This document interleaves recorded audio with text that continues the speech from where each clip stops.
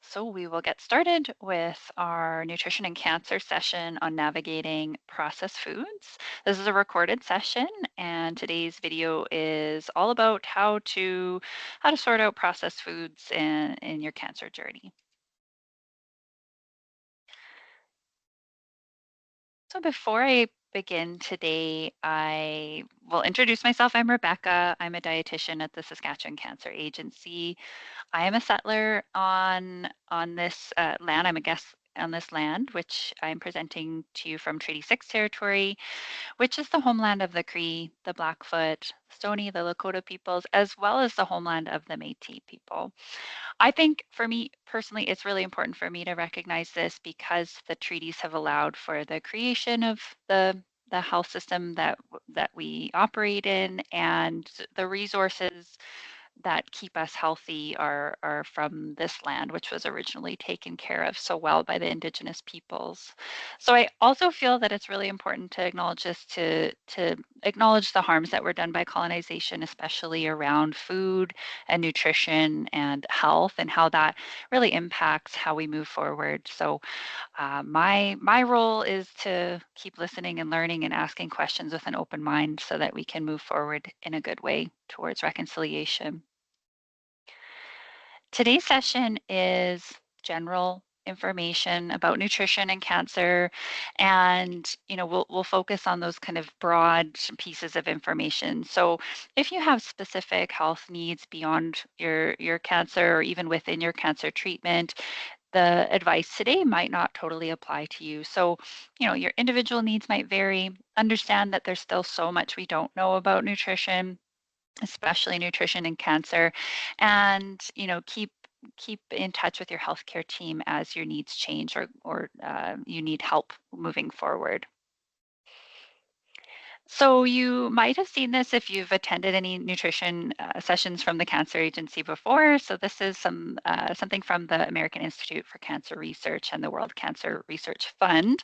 It's just a nice visual representation of some of the lifestyle pieces that you can potentially impact around cancer prevention and as well as cancer recurrence if you've been diagnosed with cancer already.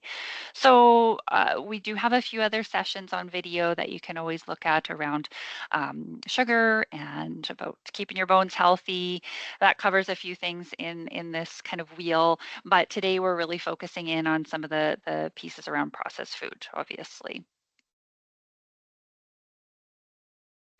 So we'll talk about what exactly processed food is, because that's a bit of a tricky definition. We'll look at the guidelines around processed meat and then also kind of figure out how to navigate the sugar and the salt in foods, because that can be a little bit tricky. And at the end, I really want you to walk away with something that can really put all of this information into practice so that you can apply it to your life in a way that makes sense. So the million-dollar question here is what are processed foods? What does that actually mean? There can be lots of definitions, and we even maybe, you might reflect on what do I think processed foods mean for yourself. And really, it can mean a lot of different things. So essentially, processing breaks down the foods in a certain way and maybe adds ingredients or treats the food so that it is more safe for us to consume.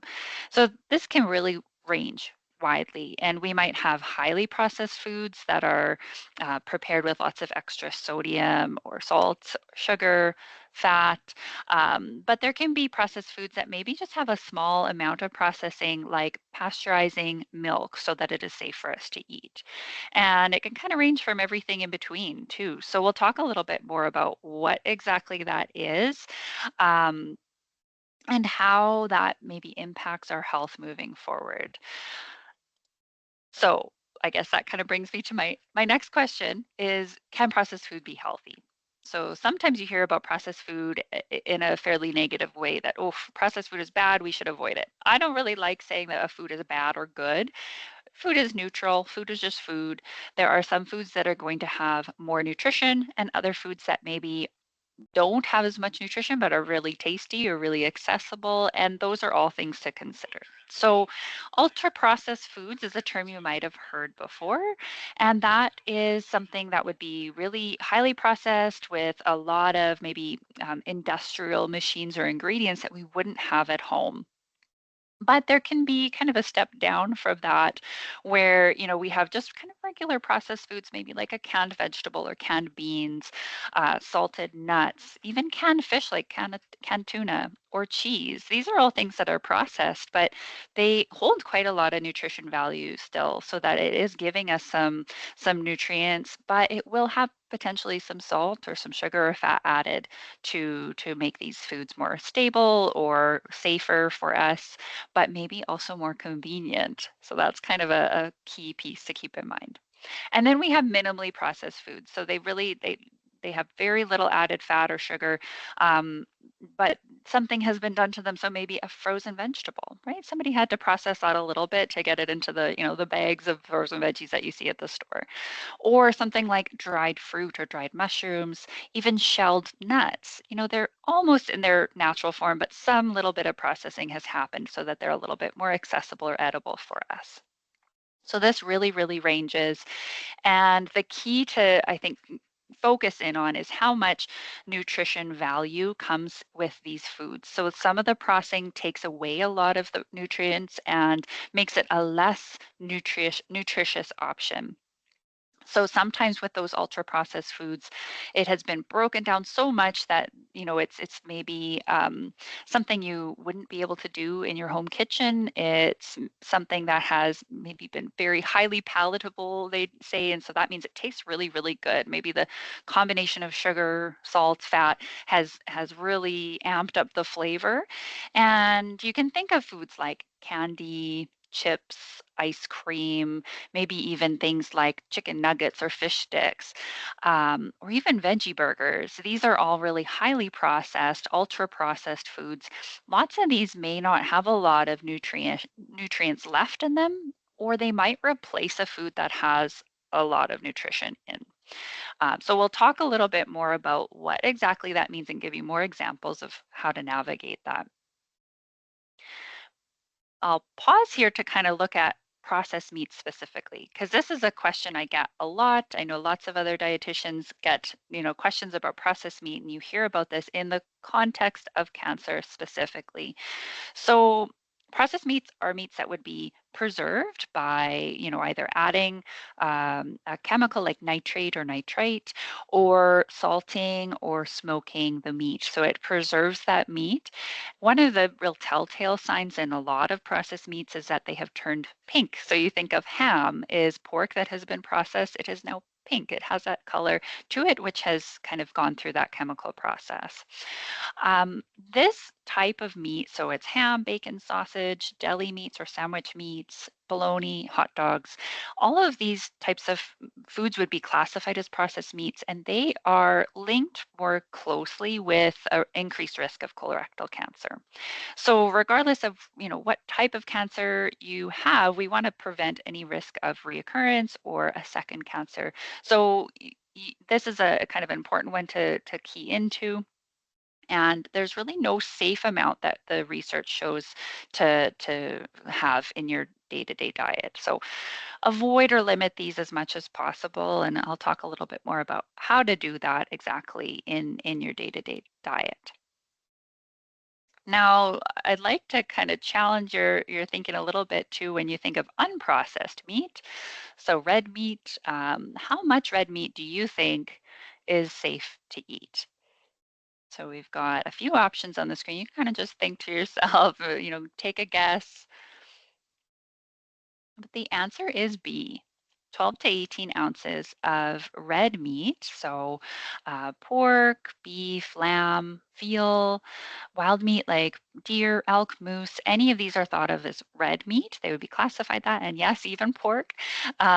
These foods are, if they're unprocessed, so a roast beef, ground pork, ground moose, anything like that, that is safe to have in moderation. And moderation, when we put a number on it, is about 12 to 18 ounces or less in a week. So if you think of kind of a piece of meat on your plate, kind of the size of a deck of cards, sometimes is a common reference that we use. That would be about 3 ounces of meat. So if you did that, say 4 times a week, that would be within a safe range. It keeps you at a lower risk of colorectal cancer. So how do we put this into practice into our day-to-day diets?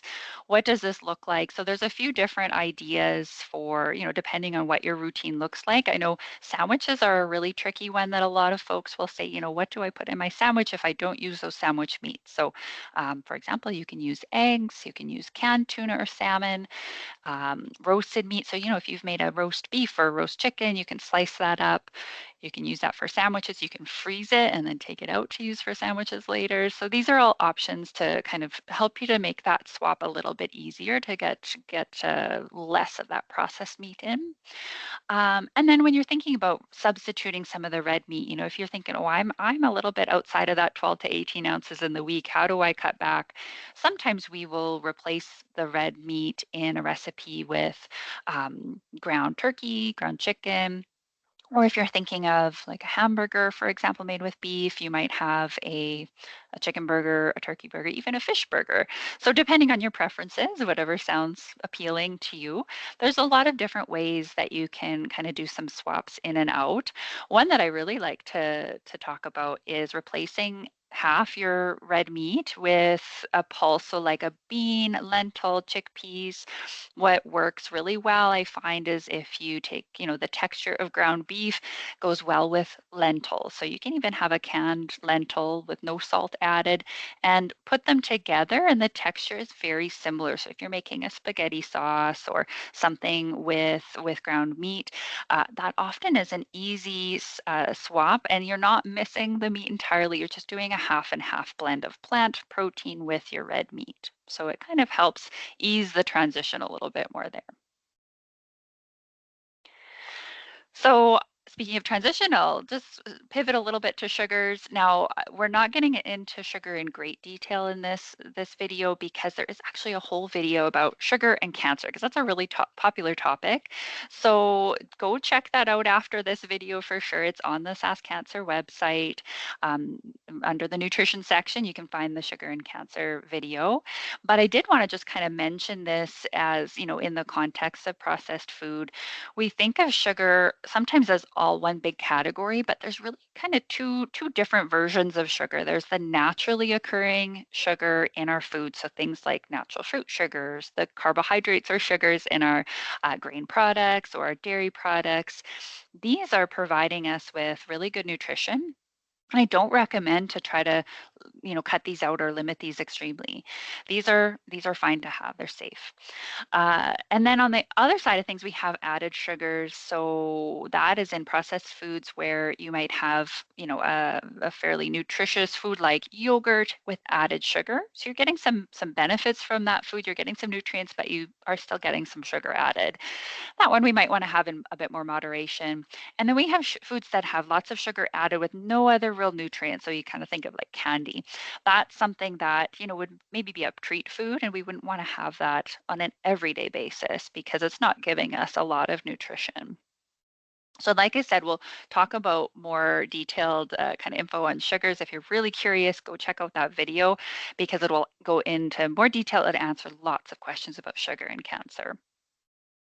One last little bit here I'll point out is, of course, when we think of cutting out sugar from, say, pop or candy, we see a lot of sugar substitutes. And I get questions a lot about, is this safe? Should I have this? And the sugar substitutes that are out there, sometimes we call them artificial sweeteners or non-nutritive sweeteners. That's a big fancy term for it. But essentially, they're all kind of the same thing in your body. It's going to taste sweet, but it's not going to raise your blood sugar. It's not going to count as calories in your body. Excuse me. So these are all deemed as safe when they've been added to a food. And in Canada, Health Canada has tested them and approved them for use at the levels that they're at. So it is safe to use. But I always say it's a personal preference, right? Some people don't mind the taste of one or the other. Some people prefer to just have a no sugar added option. It really is a very individual choice. So again, go back to that sugar video on our website, and it goes into a little bit more detail on the sweeteners and the sugar substitutes as well. Okay, we're going to move right along here to salt or sodium. And I'd like you to kind of think a little bit, about whether you think this is true or false. So, most of the sodium or salt that we eat is from restaurant and packaged foods. If you thought that was true, you are right. It's kind of a leading question because we're talking about packaged and processed foods here today. But in fact, all over three-quarters of the sodium or salt that we eat is from packaged and processed foods. So that's a really large portion. It's not coming from our salt shaker all the time. It's often coming from something in a package or something that has been processed. So the reason that we're kind of excited about salt and we want to talk about it and make a point about it is that for one thing, it can really add up quickly. Too much salt can increase our blood pressure or risk for blood pressure being too high or a stroke. So we want to really prevent any of these other chronic conditions from happening. You can see a few of the options on the slide there as kind of the top salts or sodium foods. And a lot of these, again, are processed foods. They might not have a lot of nutrition value, or they might be more risky, like you see the processed meats up there on the slide. So often the higher salt packaged foods offer very little nutrition as well. So it's almost like a double whammy. We're not getting a lot of nutrients and we're getting too much salt.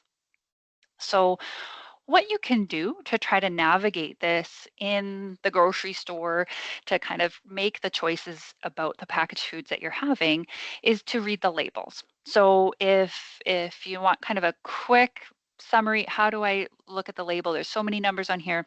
There's kind of three main things I want you to look at. One is the serving size. So that's right up at the top. On this example on the slide, it says 6 crackers. Kind of pretend this is a box of crackers. This isn't the amount that you have to have, it's just a reference amount. So you might be having 6 crackers, you might be having 12 crackers. You have to kind of do a little bit of mental math if that's the case and just double the numbers, right? If you're having double the portion size or vice versa. So know the portion size, the serving size that they're talking about on the label, and then find the percent DV or daily value along the right-hand side there. So there are a whole bunch of numbers, but I really just want you to focus on a few. Sodium for one that we're talking about specifically today. You can find the percent daily value of sodium. We would like our foods to have just a little bit of sodium or salt. So looking for 5% or less is a good kind of rule of thumb to see, that's a low sodium food. And that can apply to other things like saturated fats. That's another one that we want to have low. So looking for 5% or less is a great option. On the other hand, if something is 15% or more, we think of it as a lot. So 5 and 15 are kind of the two numbers you need to keep in mind. You don't have to know all the different grams and milligrams of every nutrient on the label. Everything on there, if it's 5% or less, it's a little bit. If it's 15% or more, it's a lot. So often the label will even have that little tip on right on the label if you forget. But this is a really easy way to kind of take a quick look at a food to see if it's going to be too high in salt or sodium. I'll show you another example here with soup broth. This is a really popular one I find to kind of add up too quickly with salt or sodium. So we have on one side, on the left side, we have a reduced sodium, and on the right side, we have just a regular sodium, a regular type of broth. Um, so first, we're going to look at the serving size. And then we're going to look at the percent daily value of sodium. So this one, the reduced sodium is 27%. So we're thinking of our 5 and 15% rule. It is quite high, right? Even though it says reduced sodium. But then we look at our regular soup broth, same portion size. So that's good to compare to. You don't have to do any extra math. And their sodium percent daily value is 40%. So even more than the reduced sodium. So, if you were picking between these two, obviously you probably want to pick the lower sodium option, even though it's not low in sodium. Sometimes we can get tricked by the label. It will say reduce sodium or 25% less salt or something like that, even if it's still a high salt food. So just be wary of the front of the package kind of drawing you in, but the real information you need is on the back on that nutrition facts table. So when you start trying these low salt options or you start reading labels and you're trying to find the stuff with less salt, you might notice the flavor is a little different. Salt adds flavor. So how do we get the flavor to be acceptable and tasty? We want to eat our food but without so much salt. There's a few different things you can add in. Now your treatment side effects might also be impacting what your taste buds are doing. So things might taste more salty or less salty. Um, if your treatment side effects are really making it difficult to eat enough, taking out the salt might not be the step right now, right? It might not be the priority. So this is kind of something that you might look at for when you're feeling well. You might experiment a little bit with some of these things. Or if your taste buds are, really heightened on salt, everything tastes salty, this might be a way to cut out that salt from foods and maybe have flavors in another way. So all in all, kind of wrapping up some of these tips and tricks, we want to focus on eating fewer processed foods with the idea that when you're feeling well, so depending where you are in your cancer journey, there might be some big barriers to eating enough. And then I don't want you to be as worried about the processed food.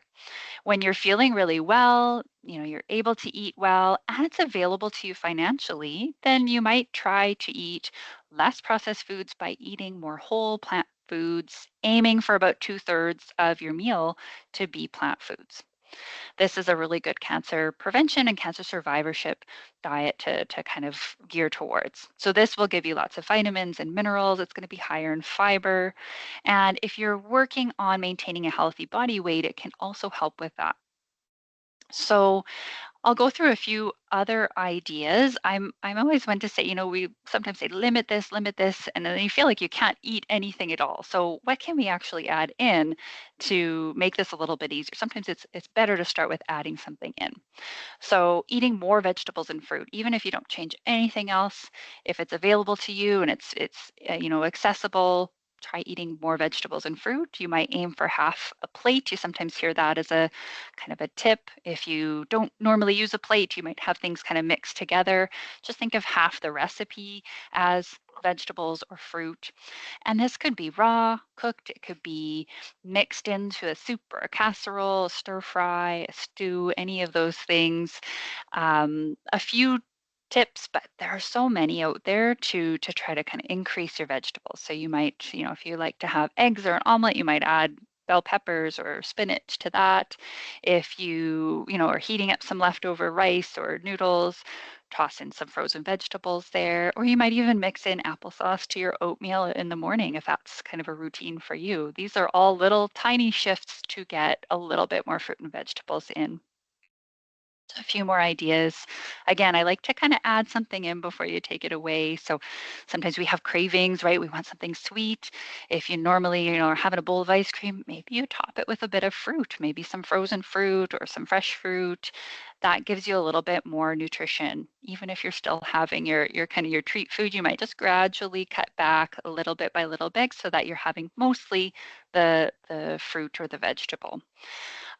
We sometimes use the term the 80-20 rule when you're talking about food, and it's kind of the idea that 80% of the time you're eating, whole vegetables, fruits, whole grains, kind of the healthy diet, but 20% of the time you might be having more treat foods, and that's kind of a way to balance those things out. So a few more ideas for adding vegetables and fruit. You pick the one that works for you. Now, the other side of the processed food piece, we talk a lot about refined grains, and that's kind of that term of grain products that maybe have been broken down a little bit more so that they've lost some of their essential parts. They've lost some of their nutritious parts. So one example is like a grain of wheat. If they've taken out the bran and the germ and the endosperm, then you're just left with white flour and a lot less nutritious version compared to a whole grain flour. So getting a little bit more whole grain, less refined grains might look like having whole grain pasta instead of white pasta. You might have barley in your soup instead of white noodles, if you're thinking like chicken noodle soup or something like that. If you normally have white rice, this one's a little bit trickier because sometimes that's a really important cultural staple. But if you're feeling like it's acceptable to swap in, wild rice or quinoa instead of the white rice, that might be an option for you as well. You might use some whole grains, kind of alternative grains like amaranth or buckwheat or teff when you're baking, and you might substitute out that for some of the white flour. So there's lots of ways that you can get whole grains in. Again, reading your labels can be really helpful with this, looking for whole grain in the kind of the first couple ingredients of things like bread or crackers or wraps. That can really help guide you along the way. Multigrain is not the same as whole grain. I always like to kind of note that. So don't be fooled by the multigrain products. They may or may not be whole grain. Always go to that ingredient list and see if it says whole grain. That's what we're looking for sure. And kind of lastly, the really key thing to help you with the processed food journey is to cook and prepare food at home. Right? A lot of the processed foods are things that are going to be quick, convenient, and skip a lot of the steps of cooking, which sometimes is helpful, right? Again, if you're not feeling well, you're maybe going through treatment, you're not feeling the most energized to go and cook, you might need some of those convenient options, and that is okay. But when you're feeling well, you can try cooking a little bit more from scratch, cooking at home. You might use some of those processed foods that are minimally processed that we talked about at the beginning, things like canned beans with no salt added, or canned fish like tuna. You might add the frozen vegetables or frozen fruit. That is okay to use those things. They are going to save you time and still give you a lot of nutrition while you're working towards cooking at home and cooking from scratch. So there's a lot of resources to help you with this. There's a few websites that we really like to kind of point to people towards here at the Cancer Center. So that American Institute for Cancer Research, that AICR for short, has a lot of really great recipes. If you're looking kind of specifically around pulses, I really recommend the Alberta Pulse website. They have great recipes with all kinds of different beans, lentils, chickpeas, all the different types of things you can think of, from breakfast, lunch, supper, desserts, everything. And then the Harvard website has some really great whole grain recipes, because sometimes that's really uncharted territory and we're not sure how to navigate through that. So check that out. And then kind of an all around great recipe site is another Cancer Center option from the Fred Hutch Cancer Center, and the website is called Cook for Your Life. That one I really like. They also help you kind of navigate the different side effects or symptoms and how to maybe find recipes that appeal to you there. So, lastly, today I wanted to point out a few common myths that we hear a lot, and they often relate to processed foods. So, the first one I often see and hear about is seed oils. So, you hear a lot about avoiding seed oils for a variety of reasons. Um, this is not based in a lot of good, well-founded evidence. So I don't want you to worry about seed oils. If something like canola oil or flaxseed oil is appealing to you, accessible to you, please use it. It's fine and it's healthy to use. It's a good, healthy, unsaturated fat. Okay. You can use a variety of different oils that help, maybe enhance flavor or make it easier to substitute into recipes. Some are easier than others, right? So sometimes we'll use maybe an avocado or olive oil for salad dressings because of taste, and maybe you use a canola oil or a grapeseed oil in baking because it's a little bit more neutral flavor. So it depends on your preferences, but they are safe. So the other one that we often hear about is organic foods and GMOs, or genetically modified organisms. So neither of these are based in really good, solid evidence. And a big one that I find as a barrier is that it's really expensive to buy organic food. So especially in this day and age, just getting groceries, it can be a really big cost. I don't want that to be a barrier for you to eat more fruits and vegetables. So the regular fruit and vegetables are totally safe. They're going to be nutritious, even if they're not organic. If it's something that's really meaningful to you and you have the finances to support it, go ahead. It's not going to hurt you to have organic foods, of course, but it's not a lot of great evidence to say you have to have GMO free or organic foods. Okay. This the third one here. We have avoid foods with ingredients you can't pronounce. I've heard that a lot from folks all over.